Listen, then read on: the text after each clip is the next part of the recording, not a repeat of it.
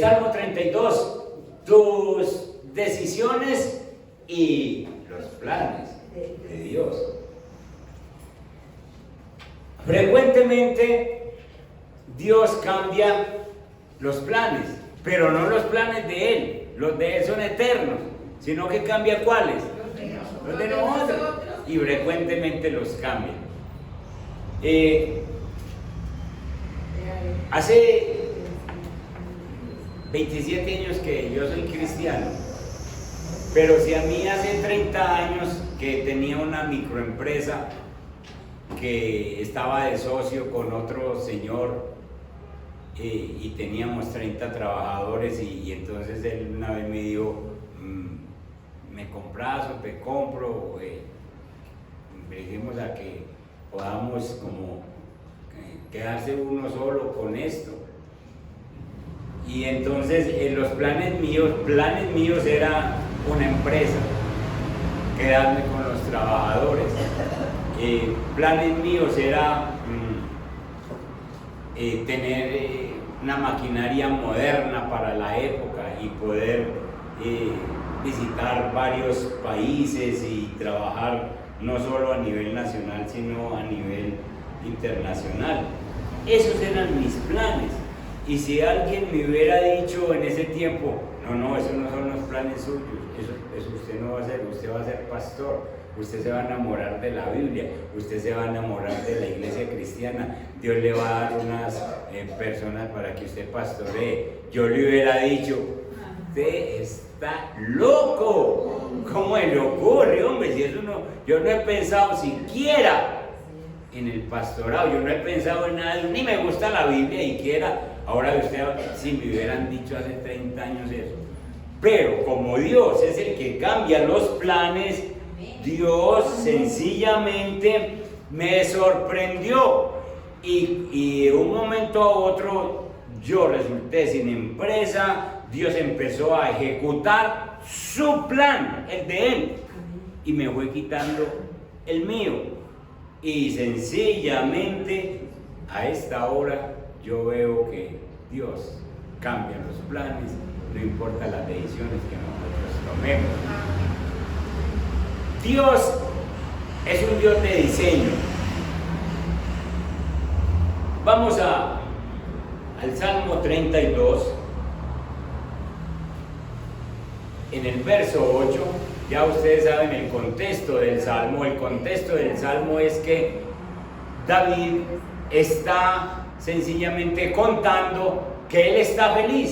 Si miramos en el versículo 1, David está feliz porque dice, bienaventurado, sinónimo de bienaventurado, dichoso, feliz, aquel cuya transgresión, cuyo pecado ha sido perdonado y su pecado es cubierto, es decir, ya no está, se le borra. O entonces uno ¿cómo se siente? Feliz. Como David, feliz, hombre, Señor, esto sí que es maravilloso, no deberte nada, porque si vos de pronto le debes algo al Señor, porque le fallaste, vos no dormís tranquilo, vos no caminas tranquilo, le duele el estómago, uno no come tranquilo, uno no vive bien. Entonces David dice, bienaventurado, el verso 2 dice, bienaventurado el hombre o la mujer a quien Jehová no culpa de iniquidad y en cuyo espíritu no hay engaño. No hay nada mejor que poder mirar a Dios cara a cara. No hay nada mejor que uno sentarse o arrodillarse a orar y conversar con Dios y saber que uno está levantando una oración y que Dios no le está reclamando nada, que no le está diciendo, cambia tal cosa o cambia tal otra, o mira que vos me hiciste esto, o mira que vos me desobedeciste en esto. Y entonces David dice, cuando el Señor a uno no lo inculpa, cuando no le pone a uno, no le sentir esa culpa de pecado. Y entonces el verso 3 dice, mientras callé, mientras yo no confesé mi pecado, se envejecieron mis huesos. En realidad, ¿qué le estaba pasando a David? Se estaba envejeciendo, se estaba enfermando. Se estaba matando con el pecado que tenía. Se estaba matando con el pecado que tenía. En cada momento se sentía mucho más enfermo, mucho más delicado, mucho más ¿qué? Feo. Débil. Y feo también. Sí, entonces sencillamente en mi gemir todo el día, es decir que todo el día se sentía culpable. Dice el verso 4, porque de día y de noche se agravó sobre mí tu mano, se volvió mi verdor en sequedades de verano. Eso de mi verdor era que todo lo que le había florecido, la economía, la gracia, la dicha, la relación con la familia, todo eso se fue ¿qué? Cayendo, secando. Esa era porque no se había confesado. Bendito Dios. Mi pecado, el verso 5, mi pecado te declaré y no encubrí mi iniquidad. Es decir, yo me senté contigo y entonces dije, confesaré mis transgresiones a Jehová. ¿Y qué pasó? Y tú perdonaste la maldad de mi pecado. Miren lo que perdonó. No solo el pecado, sino que la maldad. Es decir que esa fuente de donde nace el pecado, el Señor se la secó. Entonces no volvió a pecar. Tremendo, ¿no? Y entonces pasemos al verso 8, que es el que nos interesa, el 8 y el 9. Después de que David ya confiesa su pecado, David llega y escribe lo que le dijo el Señor. Yo te haré entender y te enseñaré el camino en que debes andar. Es decir, ahí está la promesa. Yo te haré entender y te enseñaré el camino en que debes andar. ¿Esta grabación se dañó? No. ¿Está bien? Sí, pasa. Entonces, sobre ti fijaré mis ojos. La promesa.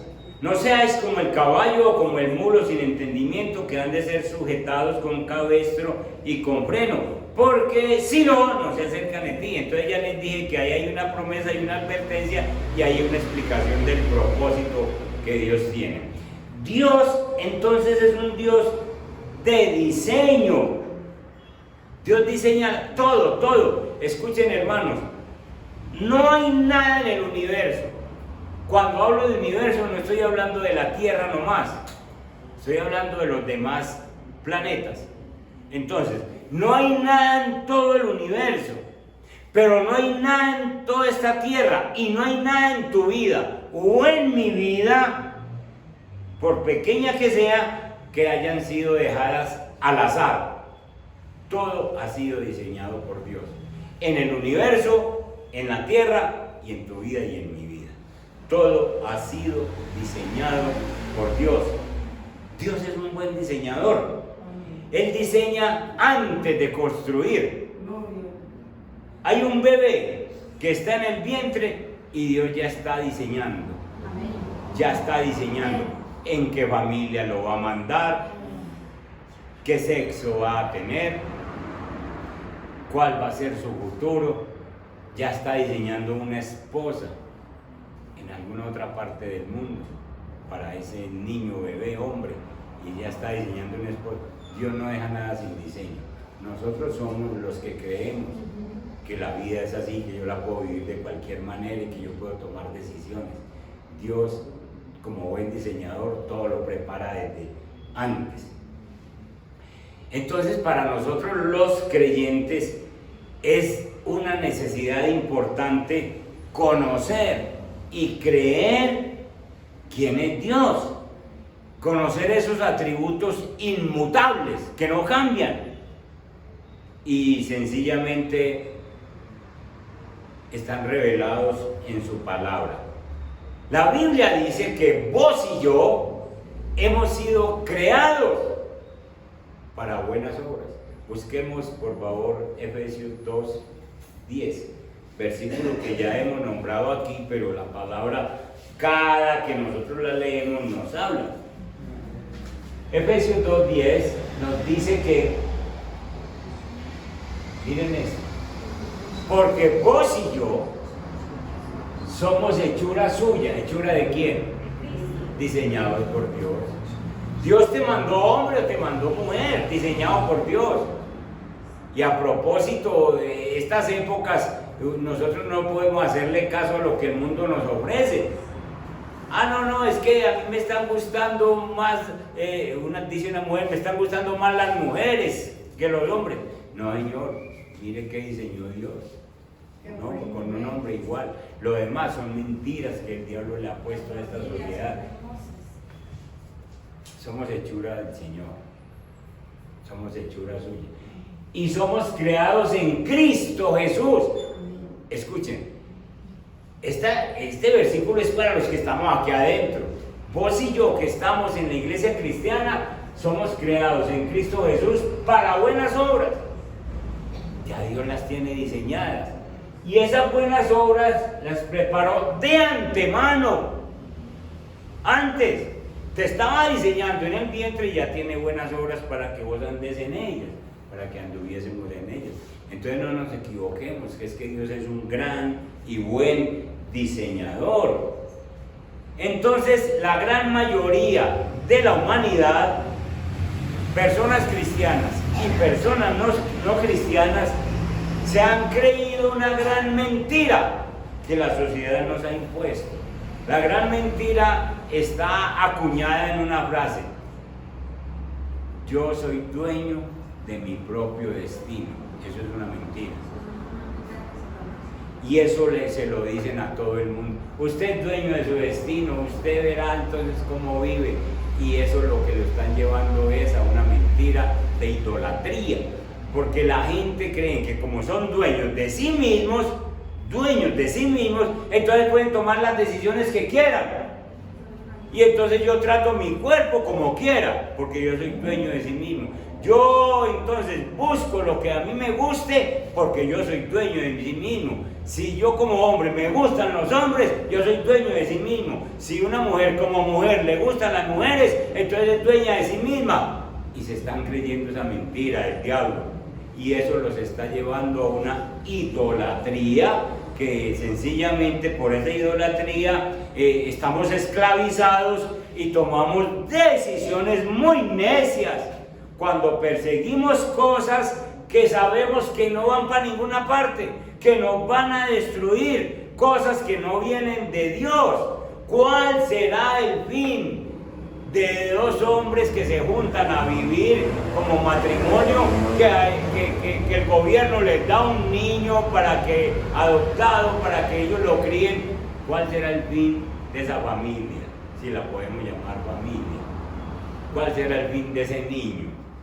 Pues los pasos del papá y de los dos. ¿Y cuál será el fin dentro de 20 o 30 años de una sociedad que empiece a vivir así? No va a haber familia. Entonces, si no sabemos que eso no va para ninguna parte, ¿por qué adoptamos posturas como esas? ¿Por qué las aceptamos?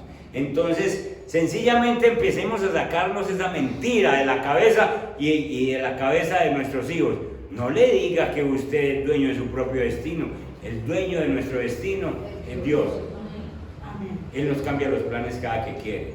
Cada que necesita pulirnos, Él cambia los planes que necesita cambiar en nuestra vida. Nosotros, dice la Biblia, que nos creemos sabios en nuestra propia opinión. Es decir, a mí me parece que así es y por aquí me meto. Y entonces nosotros seguimos el consejo de nuestra propia mente, el consejo de nuestro corazón. Pero ¿qué dice el Señor de nuestro corazón? Que ni siquiera nosotros lo conocemos. ¿Quién lo conocerá? Dice el Señor. Entonces le hacemos caso a un corazón loco, torcido. Le hacemos caso a una mente caída, a una mente irracional, a una mente que no está gobernada por Cristo. Y nosotros le hacemos caso a la mente y al corazón que sencillamente andan perdidos.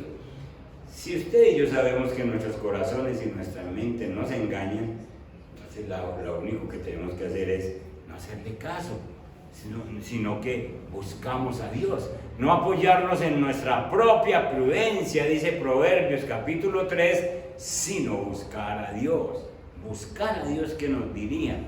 Cuando Dios cambia e impide nuestros planes, es porque está buscando su gloria y está buscando el bien tuyo y el bien mío. Entonces deje que Dios cambie sus planes, porque sencillamente lo que nos está buscando es pulirnos, es mejorarnos para su gloria. Amén.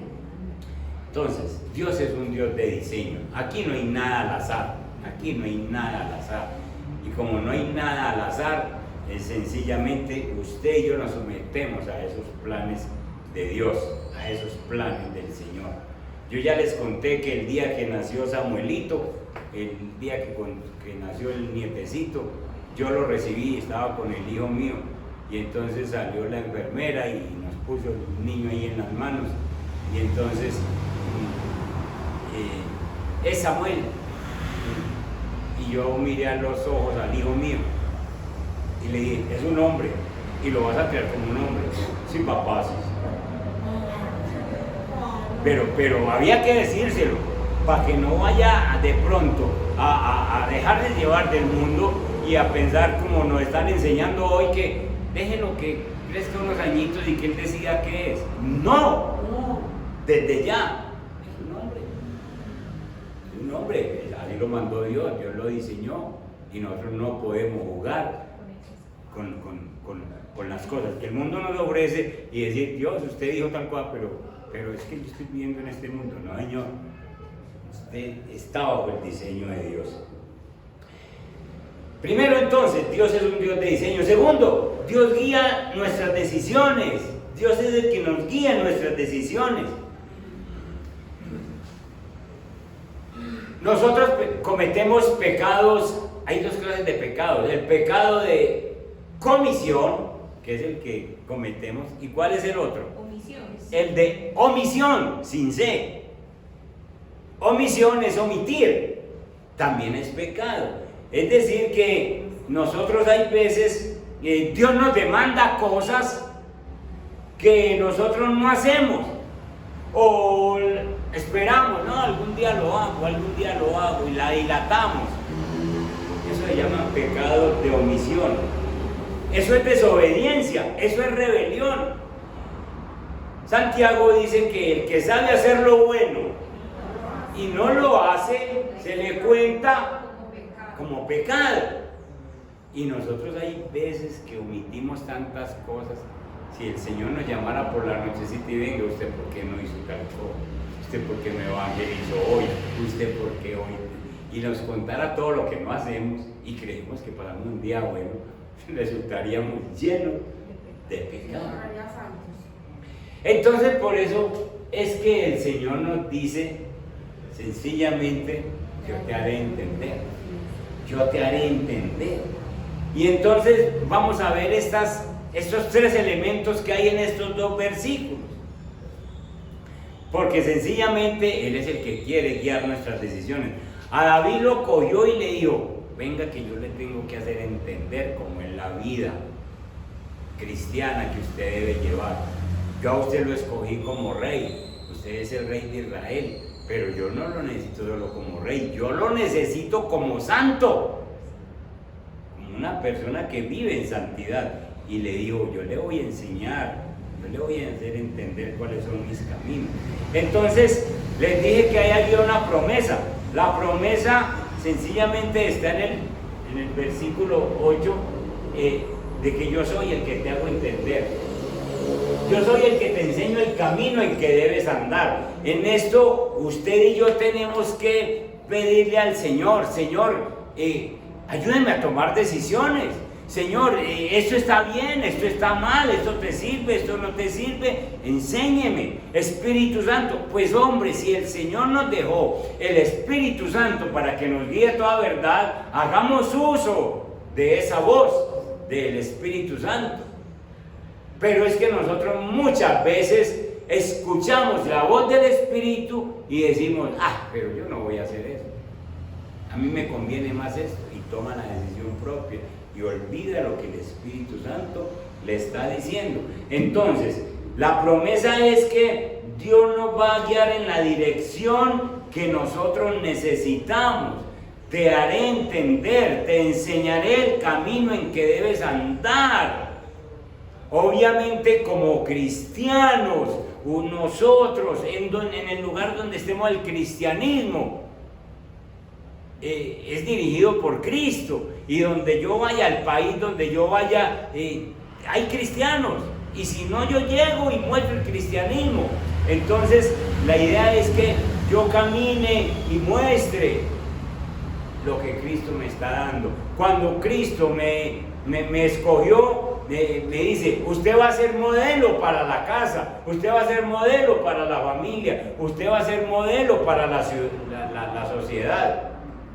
Por eso mis oraciones que hacía ahora y en las oraciones que hago por esta iglesia, yo le digo, Señor, usted abrió una iglesia en Envigado. Ya habían otras, pero usted abrió Casa de Dios para la familia. Y la oración mía es, Señor, Envigado, la ciudad, necesita a Casa de Dios para la familia, para que se siga dando, para que haya quien siembre una sana doctrina.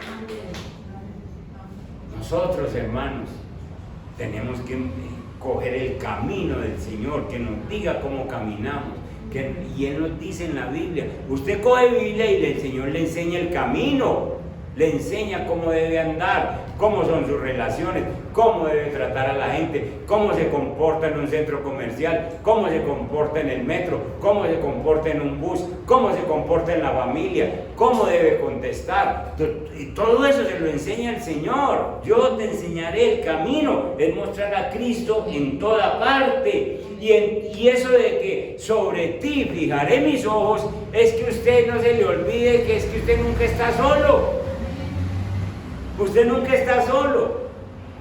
Vea, hermano, nada más de uno saber este versículo, sobre ti fijaré mis ojos, a uno no le gusta que lo estén mirando, ¿cierto?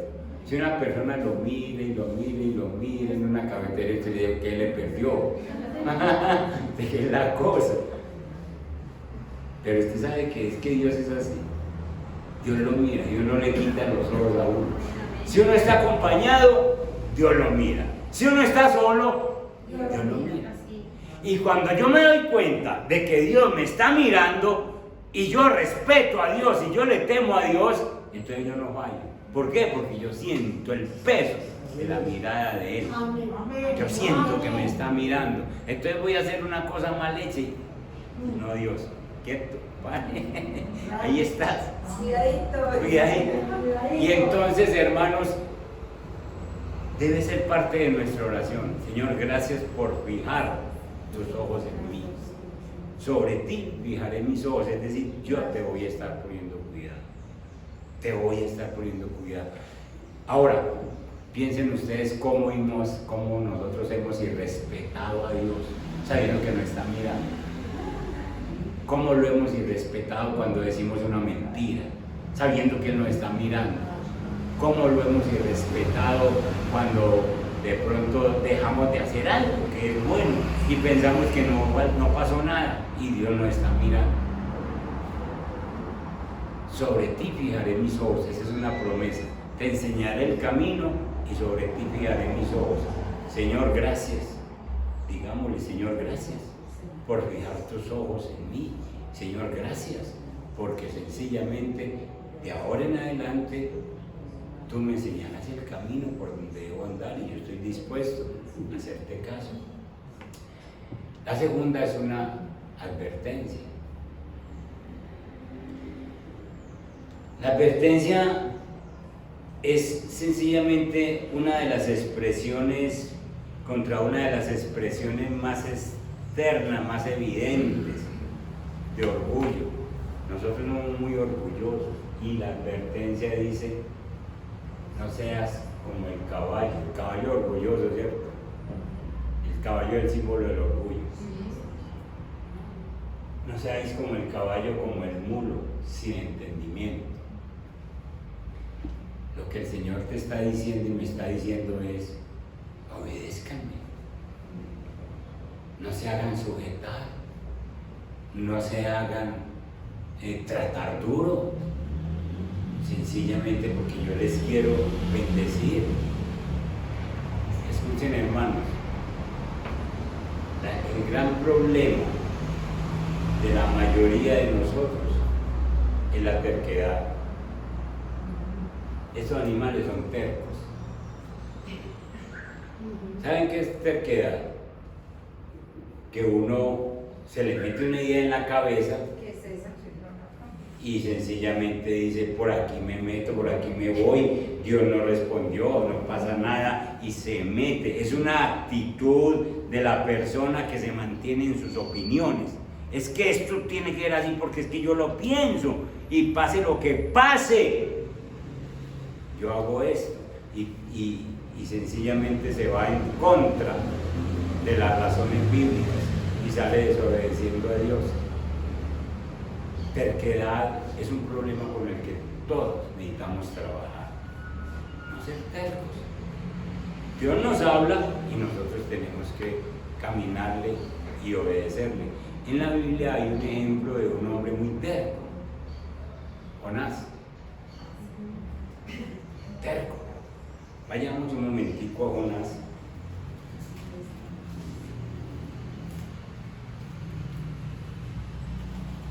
Jonás es un profeta de Dios. Jonás ha estado enseñado a escuchar la voz de Dios. Y así todo, habiendo escuchado la voz de Dios, Jonás es un hombre que no hace mucho caso a la palabra de Dios. Y entonces, Jonás capítulo 1, miren que Dios lo primero que hace es que le habla a Jonás, ¿cierto? Le habla a Jonás. ¿Y qué es lo que le dice a Jonás? Levántate y ve a Nínive, aquella gran ciudad. Jonás capítulo 1, el 1. Miren eso como empieza. Vino palabra del Señor a Jonás, hijo de Amitai, diciendo: levántate y ve a Nínive, aquella gran ciudad, y pregona contra ella, porque ha subido su maldad delante de mí. Es muy difícil de entender una orden del Señor. Jonás, vos sos mi profeta, te estoy hablando, o ya sabes que te estoy hablando porque como sos profeta, o ya has escuchado mi voz. Vos como sos cristiano, vos sabes que Dios habla. ¿Y dónde habla? En su palabra. ¿Y te ha hablado Dios? Claro, igual que a Jonás. Y entonces la orden es clara. Nínive se está perdiendo porque hay mucho pecado. Y Jonás escucha la voz de Dios, como vos y yo, pero decide no obedecer. Es terco, sabiendo quién es Dios, o sea, porque él conoce muy bien a Dios. Yo sé que vos y yo conocemos a Dios. ¿Por qué nos volvemos tercos cuando Él nos habla? ¿Por qué peleamos con situaciones, con órdenes que son de Dios? Si es que Dios no nos quiere hacer daño con ninguna de las cosas que Él nos dice, simplemente nos quiere cambiar planes para que caminemos con Él. Verso 2, bueno, su maldad ha subido delante de mí. Verso 3, terquedad, desobediencia, rebelión. Y Jonás se levantó para huir de la presencia de Jehová a Tarsis. Tarsis significa lugar lejano. Y descendió a Jope y halló una nave que partía para Tarsis. Miren esto, pagando su pasaje. Yo me puse a estudiar esto y como que pagando su pasaje. ¿Saben que en ese barco no había que pagar el pasaje? Porque no era un barco de pasajeros, sino que era un barco de comerciantes. Eran personas que llevaban sus enseres, su comercio, que entonces con el solo hecho ellos habían contratado el barco para llevar enseres. Y llega este metido y llega y dice: me llevan, yo pago. Y entonces sacó su platica y una platica que no era poquita, y dijo: con tal que me lleve. Y entonces el capitán dijo, listo, apague pues. Entonces pagando su pasaje, a los otros no tenían que pagar pasaje porque lo habían contratado antes. Entró en ella para irse a Tarsis, lejos. Usted no sabe que cuando usted falla, desobedece, usted no quiere saber nada, ni del pastor, ni de la iglesia, mucho menos de Dios. Le da vergüenza, está con una vergüenza terrible y entonces dice, ¿a dónde me metiera? Y entonces se van lejos y tratan de esconderse y tremendo, pero es que no hay dónde esconderse uno de la presencia de Dios. No hay dónde esconderse, porque ya vimos que sobre ti fijaré mis ojos. Miren esto. Miren estas primeras palabras. Pero Jehová hizo levantar un gran viento. Entonces, como Dios tiene los ojos fijos sobre Jonás, y este Jonás no obedece, entonces llega y si fija los ojos, se me metió a ese barco. Y el Señor, en vez de dedicarse a Jonás, hizo levantar una tormenta que está afectando ¿a quién? A todos los del barco. Esos pobres marineros que no han hecho nada. Usted no sabe que cuando usted vaya, usted afecta a todos los que están en su casa. Todo el barco de su casa se estremece y entonces el Señor llega y se la aplica a todos, sencillamente porque hacen parte de un mismo grupo. Y se la está dedicando a todo el barco. El barco está que se hunde solamente porque hay un desobediente. ¿Sabías vos que con una desobediencia tuya afectas a los demás? ¿Sabías vos que vos te rebelás contra el Señor y por pertenecer a una familia, toda la familia sufre? Aquí por la terquedad de Jonás está este barco sencillamente en peligro. Todos los marineros están en peligro. Se levantó una tempestad tan grande que se pensó que se partiría la nave. Y los marineros tuvieron miedo. Y cada uno clamaba a su Dios. Miren a este Dios con de pequeña.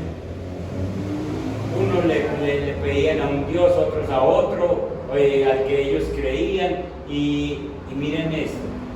Y echaron al mar los enseres. ¿De quién eran los enseres? Propios de los marineros. ¿Y por culpa de quién los están echando al agua? Si los ven perdiendo por culpa de este desobediente. Era como para uno decir, hombre, pero como si yo me hubiera dado cuenta de que yo estaba perdiendo por este, yo de una vez no lo recibo. Pero ellos que iban a saber. Y están perdiendo los enseres, todo lo que llevaban para su pueblo, para sus casas, los que vendían, los comerciantes, telas, ropas, enseres, todo eso lo fueron echando al agua. Entonces, hasta ahora llevamos varias pérdidas. Primero, Jonás está perdiendo su pasaje, su platica que invirtió, porque no va a poder llegar a ninguna parte, ya le perdió el pasaje. Segundo, los marineros que nada tienen que ver están perdiendo sus enseres. ¿Y quién más está perdiendo? Nínive, que está esperando un predicador hace 3 días y no ha llegado. Y no hay quien hable la palabra. Y Dios dijo que si no escuchaban la palabra los iba a destruir. Y no ha llegado el predicador. Se está perdiendo Nínive. ¿Se dan cuenta cómo afecta una decisión tuya, cómo afecta a los demás? ¿Cómo afecta a todo el mundo? Nínive está perdiendo, los marineros están perdiendo sus enseres y están a punto de perder la vida. Dale. Y el patrón de la nave se le acerca y le dijo, ¿qué tiene, dormilón? Porque estos le pidieron a sus dioses y esos dioses no pudieron hacer nada, porque los dioses falsos no pueden contestar nada. ¿Qué van a hacer con una tormenta que levantó el Todopoderoso? ¿Quién se atreve a decir, venga, yo la quito? Sí, si es que el único que responde es el Dios Todopoderoso. Entonces estos dioses a los que ellos clamaron no pudieron hacer nada. Y el patrón de la nave se le acercó a Jonás y le dijo, oye, ¿usted cómo le ocurrió me dormir a estas alturas? No es pues que nos estamos ahogando. Levántate y clámate a tú. Porque si todos estos ya clamaron y no respondió, debe ser que vos tenés la respuesta. Quizá Él tendrá compasión de nosotros. Y echaron suertes y descubrieron a Jonás. Entonces ellos le dijeron, decláranos ahora por qué nos ha venido este mal. Miren esto. ¿Qué oficio tienes? ¿De dónde vienes? ¿Cuál es tu tierra? ¿Qué preguntitas? Cuando vos vayas, cuando vos le vayas a Dios y toda la gente de tu casa está sufriendo y te preguntan, ¿y vos qué sos? Yo soy cristiano. ¿Qué oficio tienes? Y así todo te está pasando esto. ¿Qué hiciste entonces? Para Jonás era muy difícil decir, yo soy profeta. ¡Profeta! Y así todo. Estás fallando. Sí, es que yo soy cristiano. ¿De qué pueblo eres? De los israelitas. Los israelitas. Y los israelitas no es un pueblo que tiene un Dios grande y poderoso. Escuchen, hermano, es una vergüenza cuando uno sabe que la familia está sufriendo por causa de uno y uno tiene que decir, yo soy cristiano, yo me congrego en casa de Dios para la familia, yo leo Biblia. ¿Sabe qué dicen las personas? ¿Y a vos cómo se te ocurre con un Dios como el que tenés, sabiendo que se te va a venir encima con esta situación y vos le fallás? Mejor dicho, poquito le falta para decirle a uno, no diga siquiera que es cristiano, qué pena. Tuvo que decir quién era. Soy hebreo, temo a Jehová, Dios de los cielos, que hizo el mar y la tierra, y aquellos están teniendo sobremanera. Le dijeron, ¿por qué has hecho esto? Es que, ¿cómo te ocurre hacer eso? Con un Dios que mira la tormenta que nos levantó. Porque ellos sabían que hubiera la presencia. Y le dijeron, ¿qué haremos contigo para que el mar se aquiete? Porque el mar se iba embraveciendo más y más. Y él le respondió, tómeme. Terco este hombre, ¿no? En vez de decir, perdonemos. Pidamos perdón. Pidamos perdón. ¿Por qué no se atreve a decir, venga, oremos? Por terquedad. Por orgullo. Vos y yo tenemos que trabajar con la terquedad. Cuando sabemos que Dios nos está apretando, ya lo otro es, rodillas mío, Señor, perdóneme, Señor. Jonás prefirió morirse. No voy a Nínive, prefiero morirme. Écheme al mar. Otra persona, temerosa, más temerosa de Dios, hubiera dicho, sáquenme de aquí. Bueno, yo salgo de aquí de este camarote donde estoy, reunámonos. Ya ustedes le pidieron a sus dioses, nada, venga a nuestro Dios, hay que orarle de esta manera, venga, yo les enseño. Y le hubieran clamado a Dios desde la proa, desde ahí, desde la barca. Pero la terquedad no lo dejó. Tírenme al mar. Tírenme al mar.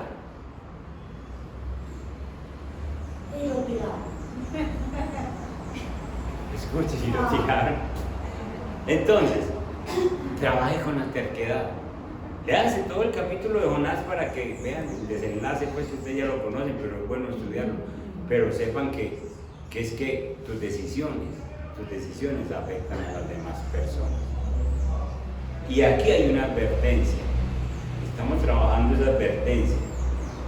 Cuidadito, no seas como el caballo. Este hombre está como el caballo, como el mulo. Y no. Pero es que el plan de Dios está en que Jonás todavía no te va a morir.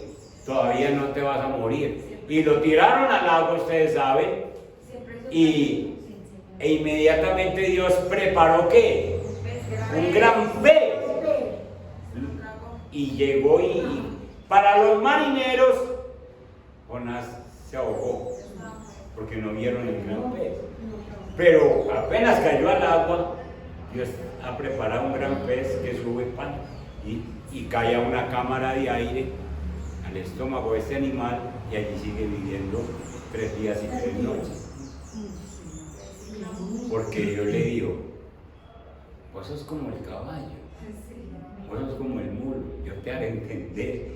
Y después lo sacó, después de 3 días le iba a trabajar. Otra vez, lo que no hiciste hace 3 días, ahora lo vas a hacer más enfermo, más acabado, más aburrido, pero lo vas a hacer a trabajar y le hizo cumplir, que son los planes de Dios. ¿Cómo predicaría hermoso que se convirtiera en todo ese pueblo? ¿Cómo te parece? Porque son los planes de Dios, no los tuyos. Si por Jonás fuera, no había ido a Nínive, pero Dios lo sacó así todo molido, casi que digerido. La Biblia muestra que su piel estaba desgastada por los jugos gástricos de este animal, y así todo a predicar. Hubiera obedecido antes y hubiera evitado el problemita. Hay gente que lo que no hacen ahora lo tienen que hacer después con menos recursos, porque son los planes de Dios. No son los planes nuestros, son los planes de Dios. Y terminemos. Entonces tenemos una promesa, tenemos una advertencia y tenemos un propósito y la explicación del propósito. El versículo 9 dice, en la parte final dice, porque si no, no se acercan a ti. Este es el propósito de todo esto. El propósito es que se acerquen a Jesús. El propósito es que cuando el animal es enlazado, es para traerlo. No querés venir, que está muy terco, y el burro se para y no camina y venga. Porque el propósito es que se acerque a él, a Dios, que este animal, el caballo o el mulo se acerquen al dueño con esta brida, con ese cabestro. Y el propósito de las pruebas, el propósito de las situaciones difíciles es que vos y yo nos acerquemos a Dios. Si vos te pones duro, si te pones difícil, te pasa la de Jonás. 3 días y 3 noches en ayuno para clamarle al Señor, y su cuerpo desgastado, enfermo. Hay personas que no reciben a Cristo sino en un hospital con una máscara de oxígeno y con un pie colgado, no sé qué, cuello ortopédico, accidente. Sí, pastor, yo recibo a Jesús. Hay gente que tienen que ser traídos así, porque el propósito de Dios es acercarlo a ellos. Hay gente que Dios los tiene que tratar con pruebas duras, económicas, pruebas difíciles en su vida. Hasta hay personas que han perdido seres queridos en una prueba, y después de perder ciertos seres queridos, entonces, ¿dónde está Dios?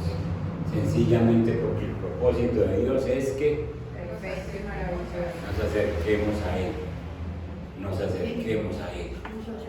Entonces nosotros no podemos ser como el mulo, como el caballo, porque el propósito de Dios es que nosotros seamos domados para que nuestra voluntad se rinda a la voluntad de Dios, igual que lo que se hace con el mulo o con el caballo cuando está muy difícil. La inmutabilidad de Dios es uno de los atributos. Dios no cambia. Y como Dios no cambia, entonces usted no espere que afloje o que deje de probarlo. Usted sencillamente, si se pone difícil a los planes de Dios, el Señor lo va a tratar duro, porque los planes de Él no los cambia. Él cambia son los tuyos, Él cambia los míos, pero los de Él no los cambia. Y si te escogió para algo, Dios hace que lo cumplas, igual que Jonás. Jonás se voló para Tarsis y el Señor lo trajo, le dijo al animal, me lo vomita allá cerquitica para que no le quede, para que no gaste más platica. Y le dijo, ahí está Nínive, a predicar mío. Son los planes de Él. Él no está cambiando los planes de Él cambia los tuyos y los míos. A Jonás se los cambió y le dijo, es como yo mando. Y así ha hecho con Moisés, así ha hecho con David, así ha hecho con usted y conmigo, hermano. Entonces, el propósito, la explicación del propósito es que Dios quiere que estemos cerca de Él. Si tú llegas tomadito, facilito y le obedeces, no tienes problema. Pero si Él te escogió para algo y tú no te dejas, entonces usa el cabestro, te enlaza y te dice, ¿no quieres venir? Venga para acá. Ven para acá. Y lo trata como lo tiene que tratar. Y una situación que de pronto iba a resolver hoy y usted no se dejó, la resuelve dentro de un año con más dolor, con más angustia, con más problemas. Y dentro de un año usted también más rendidito, la de gloria a Dios, siquiera te hubiera obedecido antes, te hubiera obedecido antes, Señor, y me hubiera evitado todo este tramo. ¿Cierto? Miren, hermanos, Dios nunca prometió darnos el retrato completo del camino, de cómo nos va, cuáles son las pruebas, cuáles son las situaciones donde nos va a llevar. Dios nunca prometió eso. Dios sencillamente nos va llevando y en la medida en que se nos presentan cosas, Dios va cambiando planes, los nuestros. Esto no me gusta, estás en este trabajo, no quiero que sigas en ese trabajo, estás en este país, te vas para este país y sencillamente el Señor nos va cambiando los planes, y usted sométase, sujétese a Dios sencillamente, deje que el Espíritu Santo lo dirija, póngase en pie para que oremos y le demos gracias a Dios, porque en la incertidumbre en nuestro camino es donde nosotros nos rendimos a Dios. Cuando usted no sabe qué hacer, póngase de rodillas y tome decisiones siempre pensando en la palabra. Usted y yo necesitamos poner los ojos en Jesús. Recuerde que cuando Dios cambia nuestros planes, siempre es para su gloria y siempre es para nuestro bien. Porque a los que amamos a Dios, todas las cosas nos ayudan a bien. Entonces, si nos está cambiando planes, es para bien nuestro y para la gloria de Él. Porque Dios lo único que quiere es alinear nuestros planes con sus planes. Entonces, yo pensaba ser un empresario grande y conocer países y todas esas cosas. Y el Señor me dijo, no, mío, usted es pastor. Dentro de usted hay un pastor y usted va a trabajar en esto.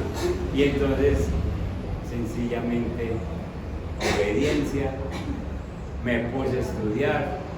Señor, haga conmigo entonces lo que usted crea. Cuál empresa, ni cuál nada, ni cuáles países, algún día iré a alguno. Por ahora, Señor, es lo que usted diga. Lo que usted diga. Y les digo, hermanos, los 27 años mejores de mi vida han sido lo que hace que tengo a Cristo.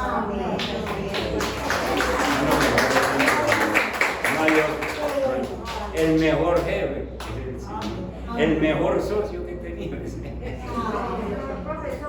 el mejor profesor. Señor Padre que estás en los cielos, nuestro corazón necesita ser alineado al corazón tuyo, a la voluntad tuya. Qué incómodo, Señor, es caminar en esta tierra cuando estamos alejados de tu voluntad. Señor, yo sé que uno no duerme bien cuando no está obedeciendo. Yo sé que uno en el día no la pasa bien, no come bien, no come tranquilo, porque uno sabe que está en desobediencia. Señor, yo te pido que a cada uno de nosotros nos alinees. Gracias, Señor, porque nosotros sí tomamos decisiones, pero estamos dispuestos a que tú cambies los planes, los que sean necesarios, con tal de que hagamos el trabajo que tú nos has encomendado. Señor, el camino derecho, aunque parece difícil, aunque no es tan amplio, aunque se torna estrecho muchas veces, se torna pedregoso, es el mejor camino a seguir. Bendito Dios y Padre, cuando nosotros oramos el Padre nuestro y decimos que se haga tu voluntad, lo que en realidad estamos diciendo, Señor, Quita nuestra voluntad y pon la tuya. Yo he querido esto, pero si tú no lo quieres, Señor, que se haga tu voluntad. Bendice la iglesia con estas enseñanzas que hemos tratado sobre las decisiones en este mes de marzo.